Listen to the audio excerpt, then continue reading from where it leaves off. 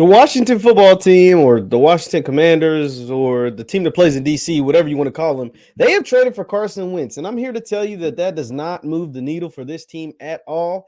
And don't be surprised if they draft a quarterback this upcoming draft. I'm talking about it right after the number.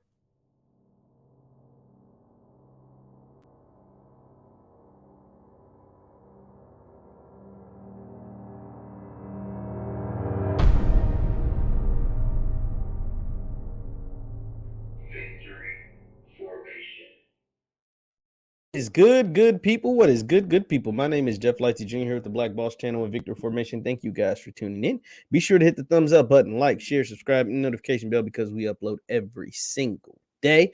Now, today I'm here to talk about the big trade that took place in the NFL. The big trade that recently took place, not Russell Wilson. We already covered Russell Wilson. We're talking about Carson Wentz is headed to play for the team that plays in Washington, the Commanders. He's going to go play for the Commanders. The Indianapolis Colts, they this is like, nah, to hell with Carson Wentz. We're giving up on the Carson Wentz experience after giving up a first-round pick, a second-round pick, and other type of picks to get him. They trade him out for a package that's centered around two third-round picks that could potentially end up turning into two second-round picks. But regardless, it's just a bunch of picks. They lose out on their old picks. They bring in some new picks to get rid of Carson Wentz because of the way he played down the stretch. Essentially, the Colts are trading away Carson Wentz because he lost to the Raiders at home and he lost to Jacksonville Jaguars for an opportunity to get into the playoffs. When it came down to clutch moments, just like he often failed in Philly, he failed in Indianapolis, and Indianapolis was like, nah, we'll get in the QB market for the fourth year in a row.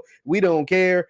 We just don't want Wentz. And they sent them out. And that some people feel like that was a bad move. Some people feel like they kind of gave up on him too early. A lot of folks feel like that, he did the best that he could with the lack of weapons. Let's not say like the Indianapolis Colts have the same receiver room as like the Rams or something, or even the Bengals or somebody like that. Like the receiver room is it's okay. You got T.Y. Hilton, older guy, missed a lot of games last year. Michael Pittman, a solid receiver, but you did have the best running back in the NFL. You did probably have the best or second best offensive line in the NFL. You had a really good defense anchored by the best linebacker in the NFL in Darius Leonard.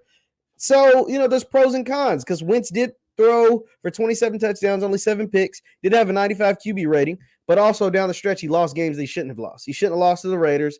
Say what you want, as dysfunctional as the Raiders are, and I'm a Raiders fan. Should have lost that game at home. I was actually at that game. Shout out to Raiders Nation. We did good. And you damn sure shouldn't have lost to the Jacksonville Jaguars. So that's why Colts fans are happy to see Wentz walk out the door. And what about the Commanders, the team that actually traded for Wentz? Well, the Commanders don't get too excited about this trade because there's a couple of reasons not to get too excited about this trade.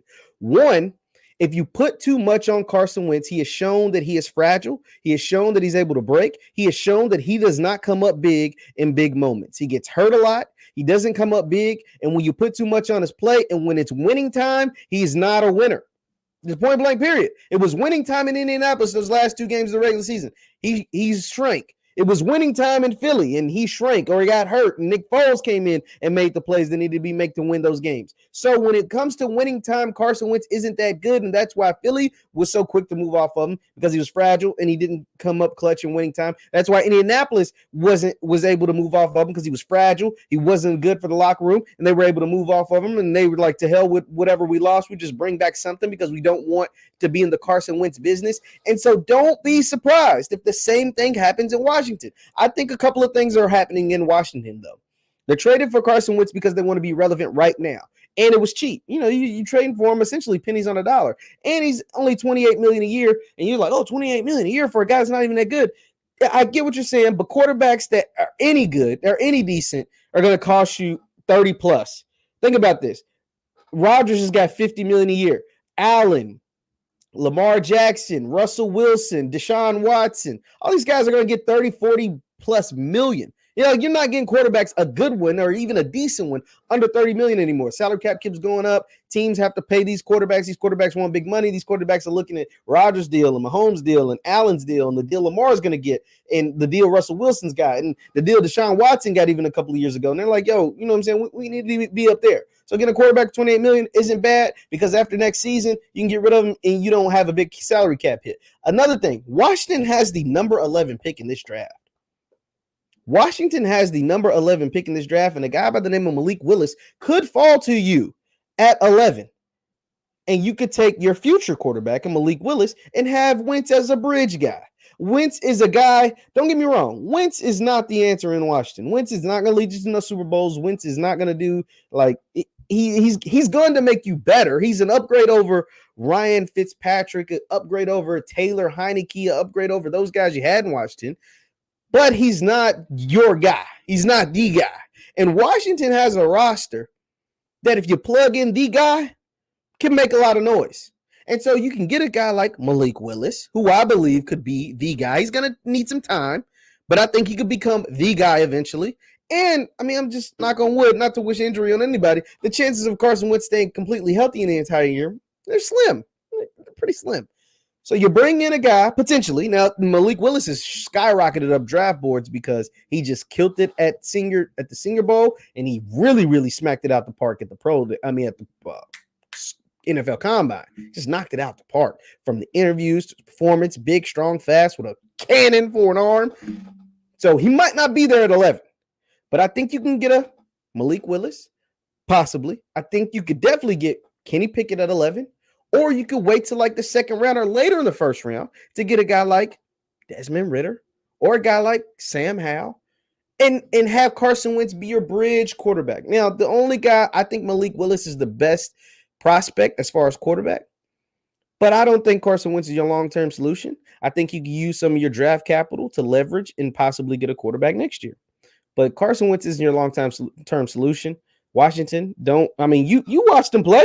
He played for the Eagles for a long time. You saw Wentz, and the thing is, Wentz ain't the guy that used to play for the Eagles. He's a lot worse now. No disrespect. He ain't that same guy. Not the same guy at the beginning of his Eagles career. More towards the end of his Eagles career is what he is now. And Washington fans understand, but they needed to upgrade the quarterback position. But don't be surprised if Washington goes out and tries to make a move for Malik Willis.